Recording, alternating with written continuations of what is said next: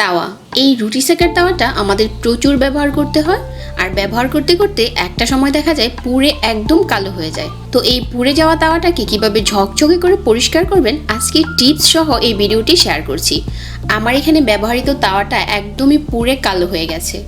এখন এই কালো তাওয়াটাকে আমি একদম চকচকে করে নতুনের মতো পরিষ্কার করব।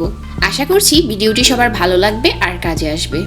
তো এই তাওয়াটা পরিষ্কার করার জন্য প্রথমে হচ্ছে চুলাটাকে জ্বালিয়ে চুলার আঁচটাকে একদম ল করে দিয়েছি আর তাওয়াটাকে বসিয়ে দিয়েছি।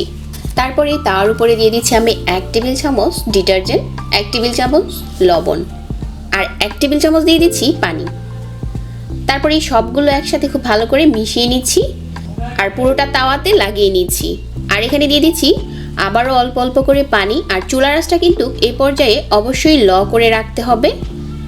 1 চা চামচ দিয়ে দিচ্ছি সোডা। এই সোডাটা কিন্তু অনেক কম দামে বাজারে কিনতে পাওয়া যায়। তো কিচেনে এই সোডাটা অনেক কাজে আসে। ল আঁচে স্ক্রাবার দিয়ে খুব সুন্দর করে ঘষতে থাকবো। যখন মনে হবে যে তাওয়াটা খুব বেশি গরম হয়ে গেছে ওই পর্যায়ে হচ্ছে একটু একটু করে পানি দিয়ে দিতে পারেন। আর খুব বেশি গরম মনে হলে চুলাটাকে বন্ধ করে দিতে পারেন। আর মাঝে মাঝে একটু জ্বালিয়ে দিলে হয়ে যাবে। মূলত হচ্ছে গরম থাকা অবস্থায় খুব সুন্দর করে এটা পরিষ্কার হয়ে যাবে। তো আমার এখানে কিন্তু তাওয়া থেকে উপরে যে ময়লাটা আছে এটা উঠতে শুরু করেছে। তো এভাবে করে স্ক্রাবার দিয়ে ঘষতে থাকতে হবে আর অল্প অল্প করে পানি দিতে হবে। এখানে পানি দেওয়ার কারণে কিন্তু আপনার হাতে ওরকম করে গরম লাগবে না। আর চুলার আঁচটা অবশ্যই ল থাকবে। কিছুক্ষণ ঘষে নেওয়ার পর দেখা যাচ্ছে যে আস্তে আস্তে তাওয়াটা পরিষ্কার হয়ে যাচ্ছে। তো আমি খুব ভালো করে ঘষে ঘষে তারপর হচ্ছে পরিষ্কার করে নিচ্ছি। এখন উপর থেকে একটু পানি দিয়ে দেখিয়ে দিচ্ছি যে এটা মাঝখানটা মোটামুটি পরিষ্কার হয়ে গেছে। তো এখন আমি একবার ওয়াশ করে নিচ্ছি তাওয়াটাকে। ঠিক অর্ধেকটার মতো পরিষ্কার হয়ে গেছে। মাঝখানটা খুব সুন্দর পরিষ্কার হয়েছে। এখন আমার সাইডে পরিষ্কার করতে হবে, এর জন্য বিম লাগিয়ে নিচ্ছি।